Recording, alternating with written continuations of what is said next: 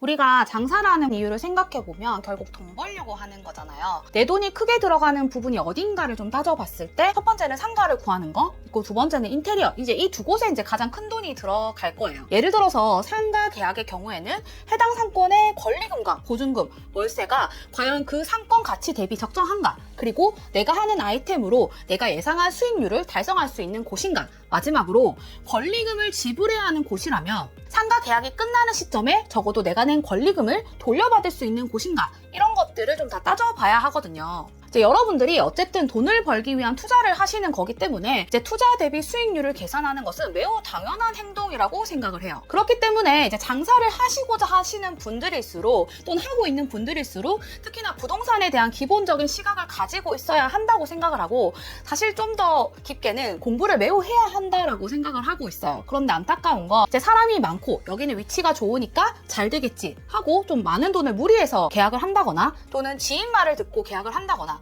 또는 부동산 소장님이 추천한 이제 물건 몇 개만 보고 단순히 계약하는 식으로 하신단 말이죠. 극단적으로는 입지는 중요하지 않고 요즘은 마케팅으로 차지하게 하는 시대야 하시면서 보이지도 않는 어떤 구석탱이 상가 하나를 계약을 하셔서 고생을 하시는 케이스도 제가 너무 많이 본 것 같아요. 그래서 이번 영상에서는요, 내가 부동산도 잘 모르고 또 입지 분석을 어떻게 해야 하는지도 모르지만 그럼에도 장사하기에 좋은 자리를 찾을 수 있는 세 가지 체크 포인트를 말씀드리려고 해요. 이 세 가지 체크 포인트를 이제 보시고 해보시기만 하셔도 아주 최악의 또 말도 안 되는 그런 상가를 계약을 하셔서 장사가 힘들 수 있는 그런 경우는 피할 수 있다라고 생각을 하고 있고요. 제가 그렇게 말씀드릴 수 있는 이유는 저 역시도 지난 5년간 부동산 공부와 투자를 꾸준히 해오고 있고, 그러니까 100여 개 정도의 개별 매장을 이제 분석하게 되면서 쌓인 데이터를 바탕으로 말씀드리기 때문이기도 해요. 그러니까 영상 끝까지 집중해서 들어주시면 또 성공적인 창업을 하는 방법을 하나 더 알아가실 수 있다라고 생각을 합니다. 초보 창업자일수록 신중하게 접근해야 되는 상권이 있습니다. 대표적으로 개발 초기 또는 5년차 미만의 신도시 상권을 들 수가 있는데요. 이유는 상대적으로 주변에 빈 땅이 많기 때문이에요. 신도시의 경우에는 아파트 공급 부지는 이미 이제 초기에 정해져 있어요. 문제는 이제 나머지 빈 땅에서 상가의 공급이 계속된다는 점인데요. 신도시는 계획 도시이기 때문에 인구 규모가 정해져 있고요. 입주가 마무리되는 시점에는 대부분 안에서 이제 자급자족을 하게 되는 항아리 상권 형태를 띠게 돼요. 처음에는 이제 상가가 몇 개 없기 때문에 먼저 들어가서 이제 잘 될 수는 있겠지만, 입주가 마무리되어가는 시점부터 상가 건물이 끊임없이 지어지고 또 가게가 계속 생기게 되면 가장 큰 리스크는 상권의 중심지가 바뀔 수 있다라는 점이에요. 원래는 우리 가게 앞으로 사람들이 주로 많이 지나갔는데 어느 순간 건너 블록에 상가들이 이제 계속 생기면서 상권이 그쪽으로 활성화되는 경우도 많아서 이제 이렇게 돼버리면 장사에 매우 큰 직격탄을 맞게 되는 거죠. 그리고 또 동탄 이 신도시처럼 땅도 되게 넓고 또 주거단지가 넓게 퍼져서 형성돼 버리면 인구가 어느 한 곳에 밀집되거나 하지 않기 때문에 손님을 모을 수 있는 집객력이 상당히 낮아집니다. 이럴 경우에는 유동인구도 많지 않고 또 뚜렷한 상권이 형성되는 게 쉽지 않기 때문에 장사 경험이 적을수록 이런 상권에 들어가셔서 장사를 하시게 되면 장사하기가 정말 쉽지 않다라고 생각을 해요. 번외로 이제 신도시 상가의 경우에는 상가 자체가 비싸게 분양되는 경우가 많기 때문에 월세 자체도 좀 비싸게 형성될 수밖에 없거든요. 가장 최악의 경우는 이제 중간에 내가 좀 권리금도 주고 또 다소 비싼 월세 세팅으로 들어갔는데 계속 주변에 상가가 생기고 또 그게 공실이 나버리는 거죠. 이럴 경우에 장사가 잘 되면 다행이지만 그게 아니라면 대부분은 이제 권리금을 포기하고 나가시는 경우도 굉장히 많아요. 그래서 다시 한번 강조드리지만 주변에 빈 땅 또는 상가가 들어올 수 있는 자리가 많은가, 이 여부를 좀 반드시 살펴보셔야 합니다. 그리고 제가 신도시를 뭐 대표적인 예로 설명을 드렸지만 빈 땅이 많은 지식산업센터라든지 또는 도심이라도 주변에 재개발 구역으로 지정될 수 있다거나 하는 곳들은 향후에 이제 빈 땅이 많이 생길 수가 있기 때문에 각별히 주의를 좀 하셔야 돼요. 그렇다면 내가 관심 있는 상권 주변으로 개발 예정이 있는지 또는 상권의 미래가 어떻게 변할지 등의 여부를 어떻게 체크할 수 있을까요? 저는 어떤 투자든 싸게 사는 게 제일 중요하다고 생각을 하고 있어요. 물론 그게 가치가 있다는 전제하에 말이죠. 그리고 또 싸게 사는 것만큼 중요한 게 내가 투자한 돈을 잃지 않는 곳인가를 따지는 것 역시 정말 중요해요. 이건 뭐 세계적인 투자 전문가인 워렌 버핏님의 투자 원칙이기도 하잖아요. 여러분들이 이제 상가를 매입하시건 또는 계약을 하시건 어쨌든 돈을 벌기 위해 하는 행동들이기 때문에 해당 상권에 투자를 하시는 거예요. 그러면 여기서 이제 잠깐 질문을 드려보고자 하는데요. 권리금이 비싸면 좋은 상권일까요? 저는 이게 반은 맞고 반은 틀리다고 생각을 하는데, 이제 맞다는 관점에서 보면 보통 모르면 사실 부동산은 비싼 걸 사는 게 제일 안전한 방법이기는 해요.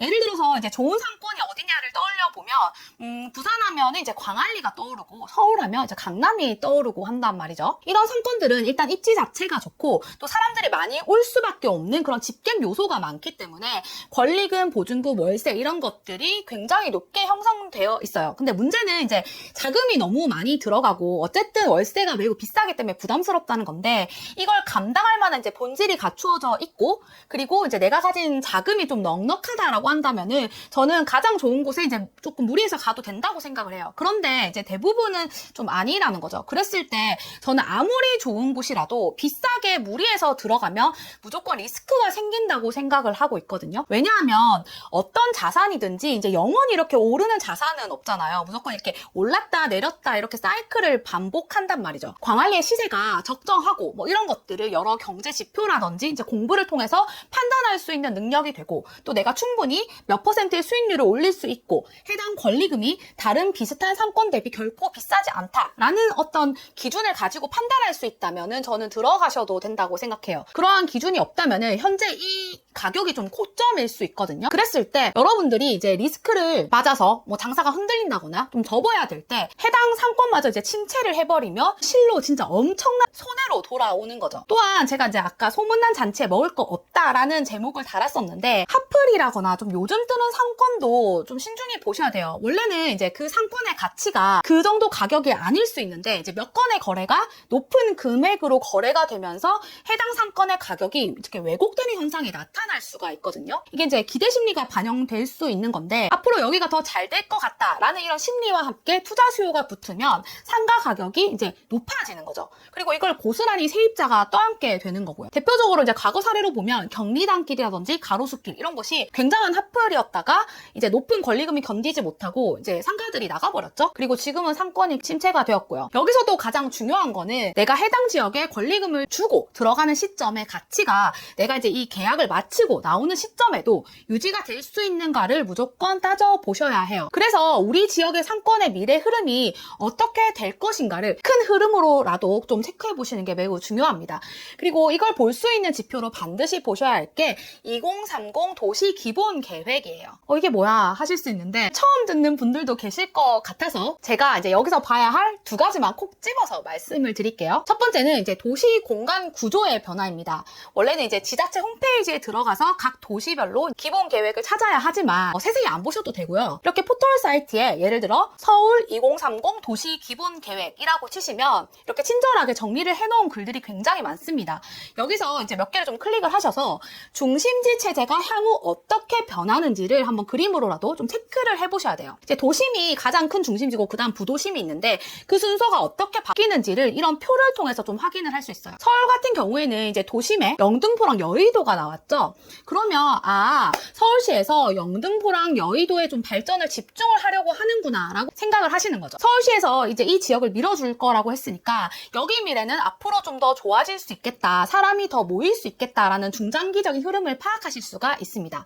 그리고 두 번째는 바로 이렇게 교통축 변화를 그림으로 살펴보시는 거예요. 이 그림을 보시면 이제 강남에 계속 모든 교통이 더 집중되는 게 보이시죠? 그러면 앞으로도 강남 접근성이 훨씬 더 좋아지면서 강남은 그야말로 사람들이 더 모일 수밖에 없는 장소가 된다라고 우리가 예측을 해볼 수가 있는 거죠. 그런데 강남은 사실 너무 비싸잖아요. 그래서 그 다음에 광역 중심지에서도 이제 교통이 서로 만나는 곳, 여기서 이제 청량리, 왕십리 같은 곳들을 살펴보시는 것도 되게 좋을 것 같아요. 강남처럼 좋아질 곳들을 찾아봄으로써 어디가 좀 발전할 건지를 예측을 해보는 거죠. 서울시에서 이곳에 예산을 쓰겠다라고 표시를 한 곳이고, 이런 곳들이 인구가 계속 유입되고 또 모일 수 있는 요소가 있는 거니까요. 체크를 해보셨으면 좋겠어요. 그리고 이런 도시기본 계획 같은 경우는 보통 한 5년 정도 차이가 나긴 해요. 그래서 2030이면 한 5년 더해서 향후 한 35년까지는 이곳이 좀 강남의 수혜를 받을 수 있고 좋아질 곳이다 라는 것들로 예측할 수 있고, 이런 것들을 여러분들이 그냥 보지만 마시고 순서대로 쭉 적어보신 다음에 거기서 내가 가용자금으로 들어갈 수 있는 물건이 있는지를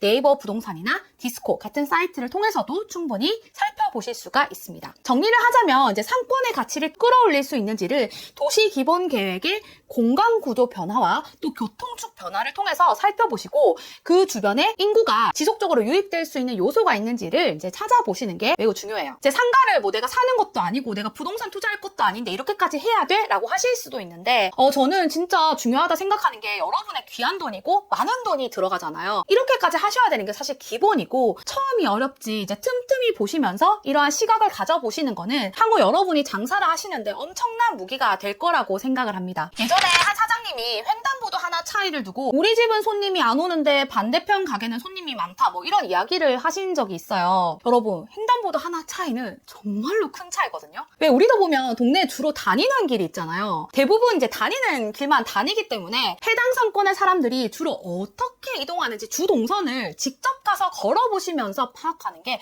정말 중요합니다. 또한 유동인구가 많다고 하더라도 그 인구가 거기서 이제 모이는 상권인지 흘려보내는 상권인지도 좀 눈으로 체크하실 필요도 있어요. 예를 들어서 이제 역세권이다 하더라도 해당 역 근처에는 이렇게 지나다니는 통로로서 사람들만 많을 수도 있는 거고요. 어떤 역은 그 역 주변으로 사람들이 모일 수가 있는 거거든요. 이런 부분들을 꼭 체크해 보시고 각 동네별로 입지가 좋은 장소 그리고 그 장소의 시세를 좀 아까 그 사이트를 통해서 파악해 보시면 도움이 되실 거예요. 또 하나 체크해야 할 요소가 바로 배후에 고정적인 인구가 많은 지역인가예요.